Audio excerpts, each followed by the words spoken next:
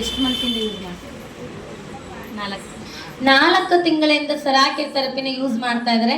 ಬೆಳಗ್ಗೆ ರಾತ್ರಿ ಅವರು ಒಂದು ಈ ಜೇಡ್ ವಾಟರ್ ಮಿಷನ್ ತಗೊಂಡಿದ್ದಾರೆ. ಅಪ್ಪಮ್ಮ ಹೇಗೆ ಅನಿಸ್ತು? ಮುಂಚೆ ಅವ್ರಿಗೂ ಕೂಡ ಈ ಜೇಡ್ ವಾಟರ್ ಮಿಷನ್ ತಗೊಳ್ಳುವಾಗ ಎಷ್ಟೆಲ್ಲ ಜನ ಏನು ಮಾಡಿದ್ರು, ಬೈದ್ರು. ಅಂದರೆ ಫಸ್ಟ್ ಫ್ಯಾಮಿಲಿಲೇ ಬೈದಿರ್ತಾರೆ, ಇವ್ರಿಗೇನು ಗೊತ್ತಾಗಲ್ವಾ, ಹೋಗಿ ಇದಕ್ಕೋಗಿ ಇಷ್ಟ ಹಣ ಹಾಕಿದ್ದಾರೆ ಅಂತ. ಅಪ್ಪನೂ ಕೂಡ ಹೇಳ್ತಾರೆ, ಕೇಳಿಸ್ಕೊಳ್ಳಿ. ಅಪ್ಪ ನಮಸ್ತೆ. ಸೆರಾಕೇರ್ ಬಂಧುಗಳಿಗೆ ವಂದನೆಗಳು. ನಾನು ಸೊರೈಸಿಸ್ ಚರ್ಮ ಕಾಯಿಲೆ ಮೊದಲಿತ್ತು ನನಗೆ.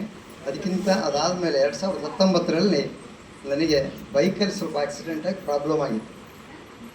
ಅದಕ್ಕೆ ಡಾಕ್ಟ್ರಿಗೆ ತೋರಿಸಿದ್ದೆ, ಮಣಿಪಾಲಲ್ಲಿ ತೋರಿಸಿದ್ದೆ, JGMCಯಲ್ಲಿ ತೋರಿಸಿದ್ದೆ, ಚಿಕ್ಕಟೇರಿಯಲ್ಲಿ ತೋರಿಸಿದ್ದೆ, ಅನೇಕ ಕಡೆ ತೋರಿಸಿದ್ದೆ. ಕೆಲವರು ಏಜ್ ಆಗ್ತಾ ಬಂತು, ಅದಕ್ಕೋಸ್ಕರ ಅದು ಪಾಡ ಆಗೋದಿಲ್ಲ. ಜಸ್ಟ್ ಏನಪ್ಪ ಅಂದರೆ ಪೇಯ್ನ್ ರಿಲೀಫ್, ಅಂದರೆ ನೋವನ್ನು ಕಡಿಮೆ ಮಾಡಿ ಗುಳಿಗೆ ಕೊಡ್ತೀವಿ, ಅಷ್ಟು ತಗೊಂಡು ಹೋಗ್ತಾ ಇರಿ. ಎಷ್ಟು ದಿನ ತಗೋಬೇಕು? 60 ವರ್ಷ ಆದ್ಮೇಲೆ ರಿಟೈರ್ಡ್ ಆಗ್ತಂಗೆ ಮತ್ತು ಲೈಫ್ ಲಾಂಗ್ ತಗೋಬೇಕು. ಸರಿ ತಗೊಳ್ತಾ ಬಂದು, ಬಟ್ ಒಂದು ಕಡೆ ಭಾಗ ಒಳ್ಳಕ್ಕೆ ಬರ್ತಿರ್ಲಿಲ್ಲ ನನಗೆ, ಎಡಭಾಗ ಅದರೊಳಗೆ. ಆಮೇಲೆ ಹಿಂಗೆ ಆದಾಗ ನಮ್ಮ ಫ್ರೆಂಡ್ ಚಂದ್ರಶೇಖರ್ ಅಂತ ಬರ್ತಾ ಇದ್ದಾರೆ, ಅವರು ಆಶ್ರಮದಲ್ಲಿ ಭೇಟಿಯಾಗಿದ್ವಿ. ಅವಾಗ ಹೇಳಿದರು, ನಿಮ್ಮ ಸೊರಾಸಿಸ್ಸು ಮತ್ತು ಇದು ಬೇರೆ ಐತಲ್ಲ, ಪೈನ್ ಅಂತೀರಿ, ಟರ್ನಾಗ ತಲೆ ತಿರುಗ್ತಿರ್ಲಿಲ್ಲ ನೀವು ಪೂರ್ತಿ. ಅದಕ್ಕೆ ನೀವು ಯಾಕೆ ಹೋಗಿ ಬರಬಾರ್ದು? ನಾನು ಅಂದೆ, ನನ್ನ 40 ವರ್ಷದ ಅನುಭವದೊಳಗೆ 18ನೇ ವಯಸ್ಸಿನ ಬಂದದ್ದು ಸೊರಾಸಿಸ್ಸೇ ಕ್ಯೂರ್ ಆಗಿಲ್ಲ, ಅನೇಕ ಕಡೆ ತೋರಿಸಿದ್ದೆ. ಅದರಿಂದ ಕ್ಯೂರ್ ಆಗೋದು ಬೇಡ, ಅಟ್ಲೀಸ್ಟ್ ಅದು ಇರೋ ಸ್ಟೇಜ್ನಾಗ ಹರಡ್ದಂಗೆ ಜಾಸ್ತಿ ಆಗದಂಗೆ ಇದ್ರೆ ಸಾಕು ಅಂತ. ಪ್ರಯತ್ನ ಯಾಕೆ ಮಾಡಬಾರ್ದು? ನನ್ನ ಅನುಭವ ಏನಾಗಿತ್ತು ಅಲ್ಲಿವರೆಗೂ ಪ್ರಯತ್ನ ಮಾಡಿ ಬೇರೆ ನೀರು ಕುಡಿದು ಒಂದು 3 ತಾಸು ಬೆಡ್ ಮೇಲೆ ಮಲಗಿದ್ರೆ ಸರಿ ಆಗುತ್ತಾ ಅನುಮಾನ ಇತ್ತು. 100ಕ್ಕೆ 100 ಅನುಮಾನದಿಂದಲೇ ಕಾಲಿಟ್ಟೆ ಇಲ್ಲಿ.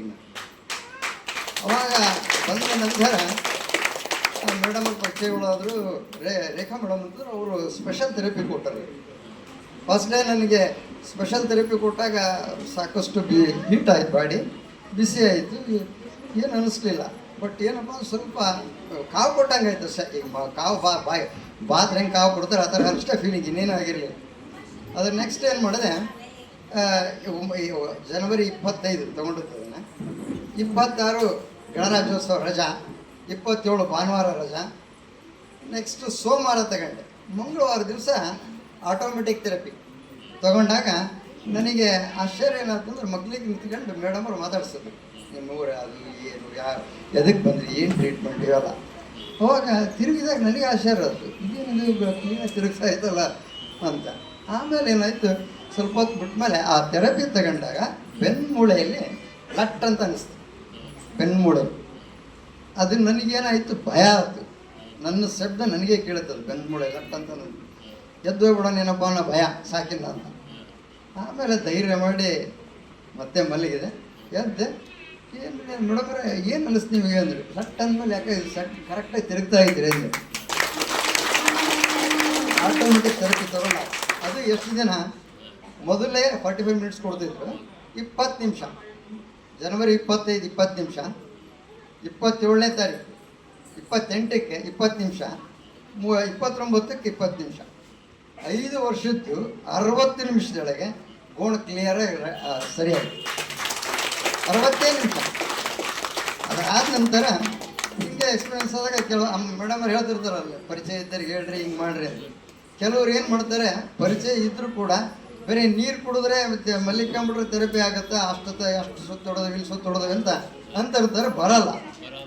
ಆಮೇಲೆ ಕೆಲವ್ರ ಅನುಭವ ಏನಪ್ಪ ಅಂದ್ರೆ, ಅವ್ರಿಗೆ MBBS MD ಆದವರಿಗೆ ಹೇಳ್ಬೇಕು, ಅಂತಿಂತ ಹೇಳಿದ್ರೆ ಕೇಳಲ್ಲ. ಅದೊಂದು ಮನೋಭಾವ ಇರ್ತದೆ ಕೆಲವರಿಗೆ. ನನ್ನ ಲೆಕ್ಕ ಏನಪ್ಪ ಅಂದರೆ, ನಿದ್ದೆ ಬೇಕು ಅಂದರೆ ಗುಡಿಯಾಗಾದರೂ ಮಲಿಕೋಣ, AC ರೂಮ್ನಾಗಾದರೂ ಮಲಿಕೋಣ. ಈಗ ನಮ್ಮ ಸ್ನೇಹಿತರು ಹೇಳಿದ್ರು ನೋಡ್ರಿ, ಬೆಂಗಳೂರಿಗೆ ಹೋಗೋಕ್ಕೆ ಡಿಲಕ್ಸ್ ಬಸ್ ಇರ್ತೈತಿ, AC ಬಸ್ ಇರ್ತೈತಿ, ಆರ್ಡಿನರಿ ಬಸ್ ಇರ್ತೈತಿ. ಹಾಗೆ ಆ ಗುರಿ ಇತ್ತು ನನಗಷ್ಟೇ. ಈಗ ನಮ್ಮ ಫ್ರೆಂಡ್ ಶಿವಪ್ರಕಾಶ್ ಅಂದ್ರಲ್ಲ, ಅವ್ರನ್ನ ಕರ್ಕೊಂಬಂದ್ರೆ ನಾನೇ ಬರಂಗಿದ್ದಿಲ್ಲ ಅಂತ. ಭಾಳ ಜನ ಅಲ್ಲೇ ಮನೆಗೂ ಬ್ಯಾಸ್ರಾಗಿದ್ರು. ಆಮೇಲೆ ಡಿಸೈಡ್ ಮಾಡಿದ್ರು, ವಯಸ್ಸಾತು ಮುಗಿದ್ರು ಸಂತೆ ಅಂತ. ರವೀಂದ್ರ ಹಿಂಗೆ ಅಂದ, ಪ್ರಯತ್ನ ಯಾಕೆ ಮಾಡಬಾರ್ದು, ಕೊನೆ ಪ್ರಯತ್ನಪ್ಪ ಇದು ಒಂದು. ಈಗ ಅದನ್ನೇ ಹೇಳಕ್ಕೆ ಹಚ್ಚಿದ್ದು ನನಗೆ, ಮುಂಚೆ ಮಾತಾಡೋ ಖುಷಿ, ನನಗೆ ಖುಷಿ ಆಯ್ತು. ಈಗ ಅವ್ನು ನೋಡಿ ಇಂಥವ್ರು ಒಂದು 3 ಜನ ಇದ್ದೀವಿ ನಾವು. ಇವನಿಗಾದರೂ ನಾವು 4 ಜನ ಜೊತೆಗೆ ಓದ್ತಾರೆ, SSLC ಒಳಗೆ ಜೊತೆಗೆ ಓದಿದ್ರು, ಮುನ್ಸಿಪಲ್ ಹೈಸ್ಕೂಲ್ ಒಳಗೆ ಓದ್ತಾರೆ ನಾವು. ಇನ್ನೊಬ್ಬರಿಗೆ ಸ್ಟ್ರೋಕ್ ಆಗಿಬಿಟ್ಟು ಅವ್ನು ಬೆಂಗಳೂರಾಗ ಅದಾನೆ. ಆತ ಒಂದು ಹೆಲ್ಪ್ ಮಾಡಿದ, ರವೀಂದ್ರ ನೀನೇನೋ ಥೆರಪಿ ತಗಂತೀಯಂತೆ, ನಮ್ಮ ಶಿವಪ್ರಕಾಶ್ಗೆ ಯಾಕೆ ನೀನು ಕೊಡಿಸ್ಬಾರ್ದು ಅಂತೆ. ನೀನು ಫೋನ್ ಮಾಡಿ ಹೇಳಪ್ಪ, ಅವ್ನು ಬರ್ತಾನೆ ಅಂದ್ರೆ ಕರ್ಕೊಂಡು ಹೋಗಿ. ನನ್ನ ಮನೆ ಇರೋದು MCCA ಬ್ಲಾಕಲ್ಲಿ, ಅವನ ಮನೆ ಇರೋದು ದುಗ್ಗಮ್ಮನ ದೇವಸ್ಥಾನ ಹಳೆಪೇಟೆ. ಫ್ರೆಂಡ್ಸೇ, ನಮ್ಮ ಡ್ಯೂಟಿ, ನಮ್ಮ ವೃತ್ತಿ, ನಮ್ಮ ಮದುವೆ ಜವಾಬ್ದಾರಿಯಿಂದೆಲ್ಲ ಒಂದೊಂದು ಕಡೆ ದಿಕ್ಕಾಗಿ ಹೋದವ್ರು ನಾವು. ಆಮೇಲೆ ಇದನ್ನು ನೋಡಿದ ಮೇಲೆ ಅದು ಬಂದ ತಗೊಂಡ, ಇವತ್ತಿಗೂ ಅವ್ನು ಸೈಕಲ್ಲೇ ತುಳಿತಾನೆ. ಸೈಕಲ್ ತುಳಿಯೋದು ಕನಿಷ್ಠ ಅಂತ ಮಾತ್ರ ದಯವಿಟ್ಟು ತಿಳಿಬೇಡಿ. ಅದು ಆರೋಗ್ಯಕ್ಕೆ ಒಳ್ಳೆ ವ್ಯಾಯಾಮ ಆಗ್ತಕ್ಕಂಥ ಕೆಲಸ.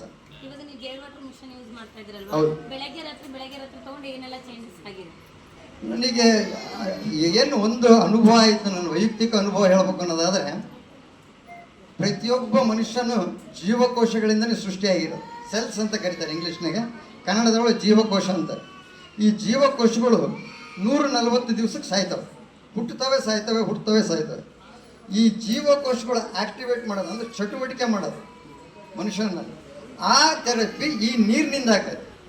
ಅದಕ್ಕೆ ಕಾರಣ ಈ ಮೇಡಮ್ ಅವರೇ, ನನ್ನ ತಲೆ ಒಳಗೆ ಇದ್ದದ್ದು ಬರೀ ಮ್ಯಾಟ್ ತಗೊಂಡು ಹೋಗ್ಬೇಕು ಅನ್ನೋದಷ್ಟೇ. ಈ ಮೇಡಮ್ ಅವ್ರು ಏನಂದ್ರು, ನಿಮಗೆ ಸೊರಾಸಿಸ್ ಐತಿ, ಜೊತೆಗೆ ಏಜ್ ಬೇರೆ ಐತಿ, ನೀವು ಯಾಕೆ ಇದನ್ನು ತಗೋಬಾರ್ದು.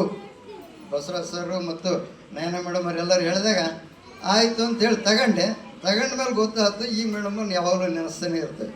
ಒಂದೇ ಅದೇ ಆಶಾ ಮೇಡಮ್. ಎರಡನೇ ಮೇಡಮು ನನಗೆ ಎಕ್ಸ್ಪ್ಲನೇಷನ್ಗೆ ಅವ್ರ ಹೆಸರು ಗೊತ್ತಿಲ್ಲ, ನಮ್ಮ ಮನೆ ಬಂದು ಫಿಕ್ಸ್ ಮಾಡಿಕೊಟ್ರು. ಕ್ಲೀನಾಗಿ ಎಕ್ಸ್ಪ್ಲೈನ್ ಮಾಡಿದ್ರು. ನಾವು ದಿನನಿತ್ಯ ಸ್ನಾನ ಮಾಡ್ತೀವಿ, ಇಲ್ಲಿ ಬೆವರ್ತೇವೆ, ಇಲ್ಲಿ ಹೋಗಿ ಸ್ನಾನ ಮಾಡ್ತೀವಿ. ಹೊರಗೆ ಸ್ವಚ್ಛ ಆಯ್ತು, ಒಳಗೆ ಸ್ವಚ್ಛ ಮಾಡೋದು ಹೆಂಗೆ, ಒಳಗೆ ಸ್ವಚ್ಛ ಆಗ್ಬೇಕಾದ್ರೆ ಜೇಡ್ ವಾಟರ್ನಿಂದನೇ ಅಂತಂದು ಅದನ್ನು ಕ್ಲೀನಾಗಿ ವಿವರವಾಗಿ ತಿಳಿಸ್ಕೊಟ್ರು. ಅದರಿಂದ ಒಂದು ಅರ್ಧ ತಲೆಯೊಳಗೆ ಪರಿಣಾಮ ಅದನ್ನು ತಗೋಬೇಕು. ಮನೆಯೊಳಗೆ ಯಾರೂ ಒಪ್ಪಿರಲಿಲ್ಲ, ಒಪ್ತಾನೂ ಇರಲಿಲ್ಲ. ನಾನೇ ನನ್ನ ದುಡ್ಡಿನಾಗ ತಗೊಂಡಿದ್ರೆ ಒಪ್ತಿರ್ಲಿಲ್ಲ, ಆದರೆ ಎಲ್ಲರೂ ಉಪಯೋಗಿಸ್ತಾರೆ ಮನೆಗೆ. ಅದು ವೈಶಿಷ್ಟ್ಯ. ಹೌದು, ಬೈಸ್ಕೊಂಡೆ, ಸಾಕಷ್ಟು ಬೈಸ್ಕೊಂಡೆ, ಮಾತಾಡೋದು ಬಿಟ್ರು, ಬೈಸ್ಕೊಂಡೆ, ಅವೆಲ್ಲ ಸಹಜ ಹೋಗಿತ್ತು. ಮೇಡಮ್ ಅವ್ರು ಬಂದರು, ಮೇಡಮ್ ಅವ್ರ ಮನೆಗೆ ಬಂದರೂ ಮಾತಾಡಲಿಲ್ಲ. ನಮ್ಮ ಮನೆ ಪಾಪ ಮೇಡಮ್ ಅವರೇ ಬರ್ರಿ ಇದನ್ನು ಆಗ್ತದೆ, ಏನಿಲ್ಲ ಅವ್ರು ಉಂಟು ನೀವು ಉಂಟು ಹೋಗ್ರಿ. ಮೇಡಮ್ ಅವ್ರು ಬೇಸರ ಮಾಡಿ ಕೇಳಲಿಲ್ಲ. ಸಹಜವಾಗಿ ಒಬ್ಬರು ಮನೆಗೆ ಹೋದಾಗ ಒಂದು ಕಪ್ ನೀರಾದರೂ ಕೊಡ್ತೀವಿ, ಮಾತಾಡಲಿಲ್ಲದ್ರೆ ಏನು ಮಾಡ್ತೀವಿ. ಮೇಡಮ್ ಅವ್ರು ಬೇಸರ ಮಾಡಿ ಕೇಳಲಿಲ್ಲ. ಇವಾಗಲೂ ಮೆಸೇಜ್ ಹಾಕ್ತಾರೆ ವಾಟ್ಸಪ್ಗೆ, ಅಮ್ಮ ನೀವು ಬಾ ಅಂತ. ನೋಡಿ ನಿನಗೆ ಎಷ್ಟು ಕಾಳಜಿ ಮಾಡ್ತಾರೆ ನಿಮ್ಮ ಮಗಳು ಅಂತ ತೋರಿಸಿರ್ತಾನೆ ನಾನು ಮನೆಯೊಳಗೆ. ಬಂದು 2 ದಪ್ಪ ಥೆರಪಿನೂ ತೊಗೊಂಡ್ರು ಅವ್ರು. ಇಲ್ಲಿ ಮಾಡಾದ್ರು ಒಂದೇ ಒಂದು ಪ್ರಾಬ್ಲಮ್, ಅವ್ರಿಗೆ ಏನಪ್ಪ ಡ್ಯೂಟಿ ಐತಿ, ಜಗಳೂರಲ್ಲಿ ವರ್ಕ್ ಮಾಡೋದು. ಅವರು ದಿನ 70 ಕಿಲೋಮೀಟ್ರ್ ಹೋಗೋದು ಬರೋದು ಇರೋದ್ರಿಂದ ಬ್ಯುಸಿ ಇರ್ತಾರೆ. ಭಾನುವಾರ ರಜೆ ಇರ್ತೈತಿ. ಒಂದು ದಿವಸ ಅಂತದ್ರಿಗೆ ಮೇಡಮ್ ಅವ್ರು ನಮ್ಮ ಒತ್ತಡಕ್ಕೆ ಭಾನುವಾರನೂ ಕೊಟ್ಟರು ಥೆರಪಿನ. ಆಮೇಲೆ ಮತ್ತೆ ಇದು ಕಡಿಮೆ ಆಗಿದ್ರಿಂದ ಬೇಡ ಅಂತ ಕ್ಯಾನ್ಸಲ್ ಮಾಡಿದ್ರು. ಇವಾಗ ನಿಮಗೆ ಬ್ಲಡ್ ಕ್ಲಾಟ್ ಆಗ್ತಾ ಇತ್ತು. ಹೌದು, ಅದನ್ನ ಕೇಳಿಸ್ಕೊಳ್ಳಿ ಅಪ್ಪ ಅಮ್ಮ, ಏಜ್ ಆದ್ಮೇಲೆ ನಾವೇನ್ ಹೇಳ್ತೀವಿ, ರಕ್ತ ಗಟ್ಟಿ ಆಗುತ್ತೆ ದೇಹದಲ್ಲಿ. ಇವಾಗ ಇಲ್ಲಿ ಬರ್ತಕ್ಕಂಥ ಅಪ್ಪ ಅಮ್ಮ ವಯಸ್ಸಾಗಿರೋರು ತುಂಬಾ ಏಜ್ ಅಲ್ಲಿ ಇರೋರು ಅಲ್ವಾ, ಅವ್ರಿಗೆಲ್ಲ ಏನಾಗ್ತಾ ಇರುತ್ತೆ, ಪ್ರಾಬ್ಲಮ್ ಇರುತ್ತಾ ಇರಲ್ವೋ, ರಕ್ತ ಗಟ್ಟಿ ಆಗ್ತಾ ಪ್ರಾಬ್ಲಮ್ ಒಂದೊಂದೇ ಏನಾಗ್ತಾ ಇರುತ್ತೆ, ಸ್ಟಾರ್ಟ್ ಆಗ್ತಾ ಇರುತ್ತೆ. ಅಪ್ಪಂಗೂ ಅಷ್ಟೇ ಬ್ಲಡ್ ಏನಾಗ್ತಾ ಇರುತ್ತೋ, ಗಟ್ಟಿ ಆಗ್ತಾ ಇತ್ತು. ಅದಕ್ಕೋಸ್ಕರನೇ ಒಂದು ಟ್ಯಾಬ್ಲೆಟ್ ಕೊಟ್ಟಿದ್ರು, ಹೇಳ್ತಾರೆ ಕೇಳಿಸ್ಕೊಳ್ಳಿ. ಮೆಡಿಕಲ್ ನಮ್ಮ ಬ್ರದರೇ ಒಬ್ರು ಡಾಕ್ಟರ್ PK ಬಸವರಾಜ್ ಅಂತ ಮೃತ್ಯುಂಜಯ ನರ್ಸಿಂಗ್ ಹೋಮ್ ನಡೆಸ್ತಾರೆ, ನೋಡ್ತಾರೆ. ಅವತ್ತೂ ಹೇಳ್ದ, ರವೀಂದ್ರ ನಾನು ತಗಂತ ಬೀಂಗ್ ಎ ಡಾಕ್ಟರ್, ಏಜ್ ಆದಮೇಲೆ 65 ಆದಮೇಲೆ ಬ್ಲಡ್ ಕಡಿಮೆ ಆಗೋದು ದೇಹದೊಳಗೆ. 6 ಲೀಟ್ರ್ ರಕ್ತ ಇರ್ತದೆ. 6 ಲೀಟ್ರ್ ರಕ್ತ ಸ್ಟಾರ್ಟಿಂಗ್ನೊಳಗೆ ಮಗು ಇದ್ದಾಗ ಒಂದು ಲಿಮಿಟ್ನಲ್ಲಿ ಇರ್ತದೆ. ಬೆಳೀತಾ ಏಜ್ ಆದಮೇಲೆ ರಕ್ತ ಕಮ್ಮಿ ಆಕ್ಯಂತ ಹೋಗ್ತೈತೆ. ರಕ್ತ ಕಮ್ಮಿ ಆದಾಗ ಹಾರ್ಟಿಗೆ ಒತ್ತಡ ಬೀಳುತ್ತೆ, ಹೃದಯಕ್ಕೆ. ಆ ಟೈಮಲ್ಲಿ ಏನಾಗ್ತೈತಿ, ರಕ್ತ ಮಂದಾಗ್ತಾ ಬರ್ತದೆ. ಅದಕ್ಕೆ ಏನು ಮಾಡ್ತಾರೆ, ಎಕೋಸ್ಪ್ರಿನ್ ಅಂತ ಹೇಳಿ ಕಾಮನ್ನೇ ಕೊಡ್ತಾರೆ ಎಲ್ಲರಿಗೂ ಡಾಕ್ಟ್ರು. ಅದೇ ಎಕೋಸ್ಪ್ರಿನ್ ಬರೋದು ನನಗೂ ಕೂಡ. ಆಮೇಲೆ ನಮ್ಮ ಬ್ರದರ್ಗೆ ಕಾಂಟ್ಯಾಕ್ಟ್ ಮಾಡಿ ಕೇಳಿದಾಗ, ರವೀಂದ್ರ ಅದೇನು ತೊಂದರೆ ಕೊಡಲ್ಲ, ನೋ ಸೈಡ್ ಎಫೆಕ್ಟು ಇಲ್ಲ, ಏನು ಯೋಚನೆ ಮಾಡಬೇಡ, ನೀನು. ಆಮೇಲೆ ಅದನ್ನು ಇಲ್ಲಿಗೆ ಹೋಗೋಕೆ ಸಜೆಷನ್ ಕೊಟ್ಟನು ನಮ್ಮ ಅಣ್ಣನೇ. ಹೌದು, ಡಾಕ್ಟರ್ PK ಬಸವರಾಜ್ ಅಂತ ಹೇಳಿ. ಅವ್ರ ಫ್ಯಾಮಿಲಿ ಎಲ್ಲ ಡಾಕ್ಟರ್ ಫ್ಯಾಮಿಲಿ. ಮತ್ತೆ ರವೀಂದ್ರ ಒಂದು ಕೆಲಸ ಮಾಡು, ನೀನು ಮನೆಗಿರ್ತೀಯ, ಬೈಕ್ ಓಡಿಸ್ತೀಯ, ಹೆಚ್ಚಿಗೆ ಅಡ್ಡಾಡೋದಿಲ್ಲ, ವಾಕ್ ಮಾಡಬೇಕು, ವ್ಯಾಯಾಮ ಕಮ್ಮಿ, ಯೋಗ ಮಾಡ್ತಿದ್ದೆ ನಾನು. ಈ ಆಕ್ಸಿಡೆಂಟ್ ಆದಮೇಲೆ ಯೋಗ ಮಾಡೋದು ಬಿಟ್ಟೆ. ಆತ ಹೇಳಿದ್ಮೇಲೆ ಇಲ್ಲಿ ಬಂದಮೇಲೆ ಆರಾಮಾಯಿತು. ಆಮೇಲೆ ಆತನೇ ಹೇಳಿದ್ದು, ಆತ ಈಗಲೂ ತಗೊಂತಾನೆ ಎಕೋಸ್ಪ್ರಿನ್. ಆತ ಹೇಳಿದ್ಮೇಲೆ ಬಂದೆ. ಆಮೇಲೆ ಒಂದು ತಿಂಗಳಾದ್ಮೇಲೆ ಮೇಡಮ್ ಅವ್ರು ಒಂದು ಮಾತು ಹೇಳಿದ್ರು, ದಯವಿಟ್ಟು ಇಲ್ಲಿ ಕುತ್ಕೊಂಡ್ರೆ ಕೇಳಿ, ಗಡಗಡ ನೀರು ಕುಡಿದ್ವಿ ಎಲ್ಲ ಆಯಿತು, ಮಾಡಕತ್ತೆ ಅಂತ ಬಿಡಬೇಡ್ರಿ. ನೀವು ಯಾವ ಡಾಕ್ಟ್ರಿಗೆ ತೋರಿಸಿದ್ರೆ ಆ ಡಾಕ್ಟ್ರಿಗೂ ತೋರಿಸ್ಕೊಂಡು ಚೆಕ್ ಮಾಡಿಸ್ಕೊಂಬರ್ರಿ, ಕರೆಕ್ಟ್ ಐತೆ ಅಲ್ಲ ಅಂತ. ಅವರೇ ಬರೀಬೇಕು, ಇದನ್ನು ಬೇರೆ ಡಾಕ್ಟ್ರ್ ಈ ಟ್ಯಾಬ್ಲೆಟ್ ಅವಶ್ಯಕತೆ ಇಲ್ಲ ನಿನಗೆ. ಅವ್ರು ಹೇಳಿದ ಮೇಲೆ ಗುರುಪ್ರಸಾದ್ ಇಲ್ಲೇ ವಿಶ್ವೇಶ್ವರಯ್ಯ ಪಾರ್ಕ್ ಹಿಂಭಾಗದಾಗ ಡಾಕ್ಟರ್ ಇರೋದು, ಅವ್ರ ಹತ್ರ ಹೋಗಿ ತೋರಿಸಿದ್ರು. ಅವ್ರು ಹೇಳಿದರು, ನಿಮ್ದು ಹೆಲ್ತ್ ಭಾಳ ಚೆನ್ನಾಗಿ ಇಂಪ್ರೂವ್ ಆಗಿಬಿಟ್ಟಿದ್ದೀರಿ, ಬರೀ 1.5-2 ತಿಂಗಳಿಗೆ ಟ್ಯಾಬ್ಲೆಟ್ಸ್ ಕರೆಕ್ಟಾಗಿ ತಗೊಂಡ್ಬಿಟ್ಟಿದ್ದಾರೆ, ಇಷ್ಟು ಬೇಗ ರಿಕವರಿ ಆಗಿದ್ದು ಎಲ್ಲಿ ನೋಡಿರಲಿಲ್ಲ, ಭಾಳ ಸಂತೋಷ ಆಗ್ಬಿಡುತ್ತೆ ನನಗೆ ಅಂದರು. ಹ್ಞೂ ಸರ್ ಅಂತೆ. ನಾನು ಇಲ್ಲಿ ಸರಾಕೇರಿ ಹೋಗ್ತೀನಿ, ನೀರು ಕುಡಿತೀನಿ, ಪಾಡಕ ತಿಂತೀನಿ ಹೇಳಕ್ಕೆ ಹೋಗಿರಲಿಲ್ಲ, ಹೇಳೋ ಅವಶ್ಯಕತೆಯೂ ಇರಲಿಲ್ಲ. ಸರ್ ಹಂಗೆ ಮತ್ತೆ ಟ್ಯಾಬ್ಲೆಟ್ಸ್ ತಗೊಳ್ಳೇ ಬಿಡ್ಲು ಅಂತ ಕೇಳಿದೆ. ಅಲ್ಲ, ಪಾಡಾಗಿ ಮೇಲೆ ಬ್ಯಾಗ್ ತಗೊಂತೀರಾ, ಬಿಡಿ ಅಂತ ಹೇಳಿದ್ದು ಜೊತೆ ಬಿಡಿ ಅಂತ ಹೇಳಿದ ಬರ್ಸ್ಕೊಂಬಂದು ಅವ್ರು ಕೊಟ್ಟಾಗ, ಡೋಂಟ್ ಯೂಸ್ ಎಕೋಸ್ಪ್ರಿನ್ ಟ್ಯಾಬ್ಲೆಟ್ಸ್ ಫರ್ದರ್, ಮುಂದೆ ಉಪಯೋಗಿಸೋ ಅವಶ್ಯಕತೆ ಇಲ್ಲ ಅಂತ ಬರ್ಕೊಟ್ಟ ಮೇಲೆ ಬಿಟ್ಟೆ. ಈಗ ಅನೇಕ ಜನರ ಸ್ನೇಹಿತರಿಗೂ ಅನುಕೂಲ ಆಗೈತೆ, ನನಗೂ ಅನುಕೂಲ ಆಗೈತೆ. ಹೀಗಾಗಿ ಸಾಧ್ಯವಾದಷ್ಟು ನಾನು ಏನು ಮಾಡ್ತಾನೆ ಹೇಳಕ್ಕೆ ಪ್ರಯತ್ನ ಮಾಡ್ತೀನಿ. ಆಮೇಲೆ ಎರಡನೇದು, ಈ 75 ದಿವಸದೊಳಗೆ ನಾನಾಗಿ ₹1 ಹಾಕಿಲ್ಲ. ಮೊದಲ ರೇಖಾ ಮೇಡಮ್ ಅವರಿದ್ದರು, ಪಕ್ಕಣದ ಕಡೆ ದುಡ್ಡು ಹಾಕಕ್ಕೆ ಹೋದೆ, ಅದು ಹಂಗಲ್ಲದ ಪದ್ಧತಿ, ನಾವು ಇಟ್ಟರೆ ₹1 ಕೈ ನೀವು ಹಾಕ್ಬೇಕಷ್ಟೇ ಅಂದರು. ಅವಾಗ ನನಗೆ ಆಶ್ಚರ್ಯ ಆಯ್ತು, ಹಿಂಗೂ ಐತಲ್ಲ ಅಂತ. ಆಮೇಲೆ ಈ 75 ದಿವಸ ₹1 ಖರ್ಚು ಮಾಡಿಲ್ಲ. ಒಂದು ನನ್ನ ವೈಯಕ್ತಿಕಕ್ಕೋಸ್ಕರ ನಾನು ತಗೊಂಡದ್ದು. ಅದು ಏನು ಮೇಡಮ್ ಅವ್ರು ಹೇಳಿದ ಮೇಲೆ ನಾನು ಹೇಳಿದ್ನಲ್ಲ, 40 ವರ್ಷದ ಅನುಭವ ನನಗೆ ಈ ಸೊರಾಸಿಸ್ ಕಡಿಮೆ ಆಗ್ತಾ ಇತ್ತಲ್ಲ, ಬರೀ ನೀರು ಕುಡಿಯೋದ್ರಿಂದ ಕಡಿಮೆ ಆಗ್ತಾ ಇತ್ತಲ್ಲ ಅನ್ನೋ ಉದ್ದೇಶಕ್ಕೆ ತಗೊಂಡಾಗ ಹೌದು, ಗುಣ ಕಡಿಮೆ ಇದೆ, ಗುಣ ಇದೆ. ಅದ್ರ ಜೊತೆಗೆ ಯಾವಾಗಲೂ ಹೇಳ್ತಿದ್ರು ಇದನ್ನು ತಗೊಳ್ರಿ ಅಂತ. ಇನ್ನು ಒಂದು ಇದ್ರದ್ದು ಈ ಕಲ್ಲು ಜೇಡ್ ಸ್ಟೋನ್, ಪಚ್ಚೆ ಕಲ್ಲು ನಾನು ತಗೊಂಡಾಗ ಕೊಡುವ ಇದು ಗಿಫ್ಟ್ ಇತ್ತು. ಇದು ತಗೊಂಡಾಗ ಮನ್ಯಾಗ ಸಮಸ್ಯೆ ಇತ್ತು ನನಗೆ.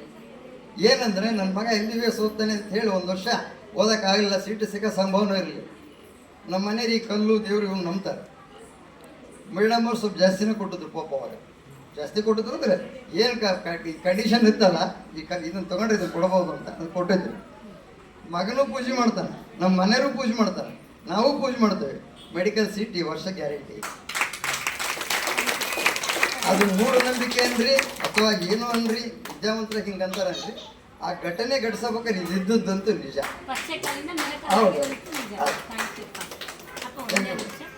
ಅಮ್ಮ ಸೀಬೆ ಚಪ್ಪ ಅದೇ ರೀತಿ ಅಪ್ಪಂಗೂ ಕೂಡ ಇಂಪ್ರೂವ್ಮೆಂಟ್ ಸಿಂಪ್ಟಮ್ ಕೂಡ ಆಗಿರುತ್ತೆ. ಕೇಳೋಣ ಬನ್ನಿ ಅಪ್ಪ.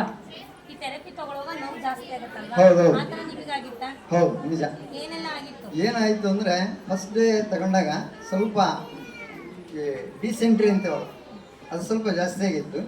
ಒಂದು ಎರಡನೇದು ಏನಪ್ಪ ಅಂದರೆ ಸ್ವಲ್ಪ ಮೈ ಬಿಸಿ ಆಗ್ತಿತ್ತು. ಅವಾಗ ಮನೆಯಲ್ಲಿ ಗೆಸ್ ಮಾಡಿದರು, ನೀವು ಮೊದಲಿಂಗೆಲ್ಲ ಸ್ವಲ್ಪ ಯಾಕೆ ವೀಕ್ ಆಗಿದ್ದೀರ, ಏನು ಈ ಥರ ಅಂತ. ಅದಾದ ನಂತರ ಮೇಡಮ್ ಅವ್ರು ಹೇಳ್ತಿದ್ದಾಗ, ಇಲ್ಲ ಅದು ಆಗೋದು ಒಳ್ಳೇದು ಕೈಗೆ, ಅದು ಹಾಗೆ ಸರಿಯಾಗೋದಂತ. ಅದು ಕ್ಲಿಯರ್ ಆಯಿತು. ಆಮೇಲೆ ಸರಿನೂ ಆಯಿತು, ಎರಡೂ ಆಯ್ತು. ಅದಕ್ಕೆ 1 ಮಂತ್ ಟೈಮ್ ತಗೊಂಡು 30 ದಿನ. ಅದಾದಮೇಲೆ ಈಗ ಪೂರ್ತಿ ನಾರ್ಮಲ್ ಇದ್ದೀನಿ, ಆ್ಯಕ್ಟಿವ್ ಆಗಿದ್ದೀನಿ. ಅದು ನನಗಿಂತ ಹೆಚ್ಚಾಗಿ ನಾನು ಚೆನ್ನಾಗದ್ದೀನಿ ಅಂತ ನಾನು ಹೇಳ್ಬಾರ್ದು, ನೀವು ಹೇಳ್ಬೇಕು. ಅದನ್ನು ಮೊದಲು ಹಂಗಿದ್ದು ಯಾಕೆ ನೋಡಿರ್ತೀರಲ್ಲ, ಹೀಗಾಗಿ ನಮ್ಮ ಮನೆಯವರಿಗೆ ಗೊತ್ತಾಯ್ತು ಆ್ಯಕ್ಟಿವ್ ಆಗಿದ್ದೀನಿ. ಎಲ್ಲಿಗಿತ್ತು ನನ್ನ ಪರಿಸ್ಥಿತಿ ಅಂದರೆ, ಸ್ವತಃ ಒಬ್ಬ ಡಾಕ್ಟ್ರ್ ಹೇಳಿದರು, ಬೆಂಕಿ, ಗಾಳಿ, ನೀರು, ಆಮೇಲೆ ಒಬ್ಬರೇ ಹೋಗೋದು, ಇವು 3 ಬಂದ್ ಮಾಡಿರಿ ಅಂತ ಹೇಳಿದ್ರು. ಯಾಕೆಂದರೆ ಎನಿ ಟೈಮ್ ಇವ್ರಿಗೆ ಏನಾದರೂ ಆಗ್ಬೋದು. 3 ಬಾರಿ ನಾನು ಆಂಬುಲೆನ್ಸ್ ಹತ್ತಿದ್ದೆ, ಬದುಕದೇ ಸಂಭವ ಕಮ್ಮಿ ಅನ್ನೋ ಲೆಕ್ಕಕ್ಕೆ ಬಂದಿದ್ದು. ಯಾಕೆ ಅನ್ನೋದು ಗೊತ್ತಾಗ್ತಿರ್ಲಿಲ್ಲ ನನಗೆ, ಪ್ರಜ್ಞೆ ಹೋಗ್ಬಿಡೋದು. ಈಗ ಯಾವುದು ಇಲ್ಲ, ಯಾವ ಸಮಸ್ಯೆನೂ ಸದ್ಯಕ್ಕಂತ ಇಲ್ಲ, ಬರೀ ಆ್ಯಕ್ಟಿವ್ ಆಗೋದೀನಿ. ಈಗ ಮತ್ತೆ ಪುನಃ ಮೊದಲಿನಂಗೆ ಬೈಕ್ ಓಡಿಸ್ತಾ ಇದ್ದೀನಿ.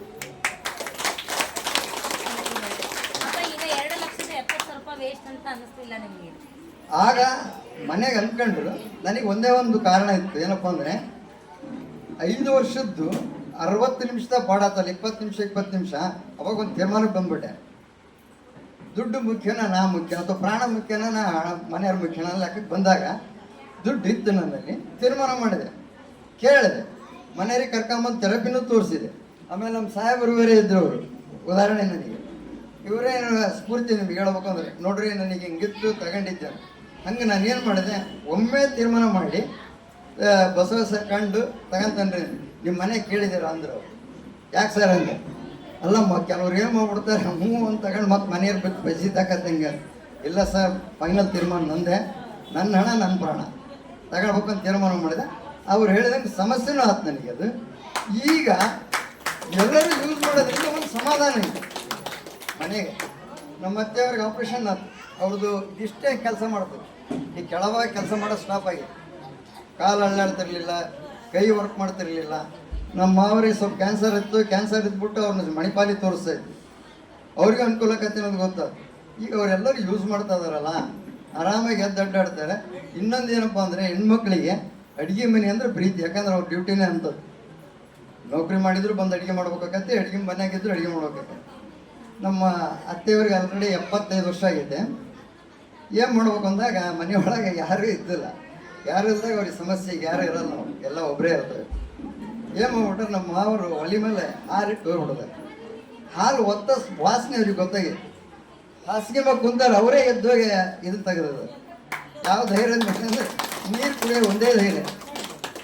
ಮತ್ತು ಆಪ್ರೇಷನ್ ಆಗಿ ಈಗ ಏನಪ್ಪ ಅವ್ರಿಗೆ ಅಂದರೆ, ಈ ಮ್ಯಾಟ್ ಥೆರಪಿ ಕೊಡ್ಬೇಕೋ ಬಿಡ್ಬೇಕು, ಅಥವಾ ಈ ಕೋಟ್ ಐತೆ ನನ್ನ ಹತ್ರ, ಕೋಟ್ ಯೂಸ್ ಮಾಡ್ಬೇಕೋ ಬಿಡ್ಬೇಕು ಅಂತ. ಎಲ್ಲಾರೀ ನನಗೆ ವಜ್ಜೆ ಹಾಕತ್ತದನ್ನು ಹಾಕೋಣಕ್ಕೆ ಅಂತಾರೆ.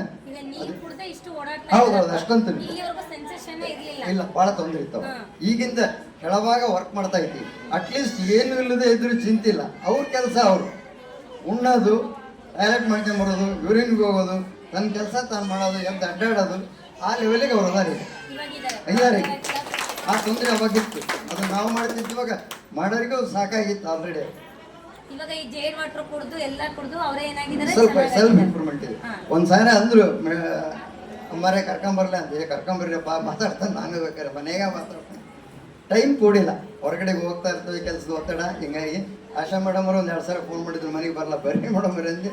ಬಟ್ ಕಾರಣಾಂತರದಿಂದ ಇವತ್ತು ಬೇರೆ ಕಡೆಗೆ ಹೋಗ್ತಾ ಇದ್ವಿ. ಹಿಂಗಾಗಿ ಆಗಿರಲಿಲ್ಲ.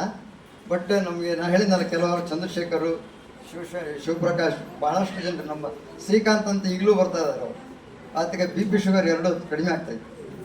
ನನಗೆ ಅನ್ಸೋದು ಬಂದು ಹೋಗೋದು ಒಳ್ಳೆಯದು. ಎರಡನೇದು ಮೇಡಮ್ ಹೇಳಿದಂಗೆ ಡೌಟ್ ಏನೈತಲ್ಲ, ಇದು ಒಂದು ಡೆಮಾನ್ಸ್ಟ್ರೇಷನ್ ಅಷ್ಟೇ. ಅಂದರೆ ನಿಮಗೊಂದು ಪರಿಚಯ ಮಾಡಿಕೊಡೋದು. ಇದ್ರ ಪರಿಚಯ ಆಗಿ ಚೆನ್ನಾಗಾಗತ್ತೆ ಅಂದಾಗ ಸ್ವಂತಕ್ಕೆ ಉಪಯೋಗಿಸಿ ತಪ್ಪೇನು? ತಪ್ಪಲ್ವಲ್ಲ? ಸ್ವಂತಕ್ಕೆ ಉಪಯೋಗಿಸಿದ್ರೆ ತಪ್ಪಲ್ಲ. ಆಗಲ್ಲ, ಬಂದು ನಿಮ್ಮಷ್ಟು ನೀವೇ ಫ್ರೀಯಾಗಿ ಥೆರಪಿ ತಗೊಂಡು ಹೋದ್ರೆ ತಪ್ಪೇನಿಲ್ಲಲ್ಲ, ಆರೋಗ್ಯ ಆಕತಿ. ಭಾಳ ಅಂದ್ರೆ ಏನು, ಮನೆಯೊಳಗೆ ಏನೂ ಬದುಕಲ್ಲ, ಸುಮ್ಮನೆ ವಯಸ್ಸಾಯ್ತು, ಖಾಲಿ ಕುಂದ್ರ ಬಂದೆ, ಸರಕನ್ನೇ ಕುಂತು ಬಂದೆ ಅಲ್ಲ ಅಂತ. ಆದರೆ ನಮ್ಮೊಳಗಾರ ಆರೋಗ್ಯದ ಬದಲಾವಣೆ ನಮಗೆ ಗೊತ್ತು, ಅವ್ರಿಗೆ ಗೊತ್ತಾಗಲ್ಲ. ಕೆಲವೊಂದು ಸಾರಿ ಗ್ಯಾಸ್ಟ್ರಿಕ್ ಅಂತಾರಲ್ಲ, ಬಂತು ಉಂಡು ಅಜೀರ್ಣ ಅದ, ಆ ವಾಸನೆ, ಕೆಟ್ಟ ವಾಸನೆ ಬಂದಾಗ ನಮ್ಮ ದೇಹ ನಮಗೆ ಬ್ಯಾಸರ ಅನ್ನಿಸ್ತದೆ. ಅದು ಕೆಳಮುಖವಾಗಿ ಹೋದಾಗ ಹಗರ್ ಅನ್ನಿಸ್ತದೆ. ಎಷ್ಟು ವ್ಯತ್ಯಾಸ ಐತೆ ನೋಡ್ರಿ. ಯಾವ ವಸ್ತು ಎಲ್ಲಿ ಹೋಗ್ಬೇಕು ಅಲ್ಲಿ ಹೋದ್ರೆ ಬೆಲೆ ಅದು. ಉಣ್ಣ ಜಾಗದಾಗ ಉಣ್ಬೇಕು, ಕೆಳಗೆ ಹೋಗೋ ಜಾಗದಾಗ ಕೆಳಗೆ ಹೋಗ್ಬೇಕು. ಆ ಬದಲಾವಣೆ ಆಗೋದೇನು ಅನ್ನೋದನ್ನು ಅಬ್ಸರ್ವ್ ಮಾಡ್ತಾ ಇದ್ರೆ ಗೊತ್ತಾಗತ್ತೆ, ಇಲ್ದಿದ್ರು ಗೊತ್ತಾಗಲ್ಲ. ಅದೇನು ಬಿಡು, ಹೋದ್ವಿ, ನೀರು ಕುಡಿದ್ವಿ, ಬಂದ್ವಿ, ನೀವು ಹೋದ್ವಿ, ಬಂದ್ವಿ, ಅಷ್ಟು ಅನಿಸುತ್ತೆ ಅಷ್ಟೇ. Thank you.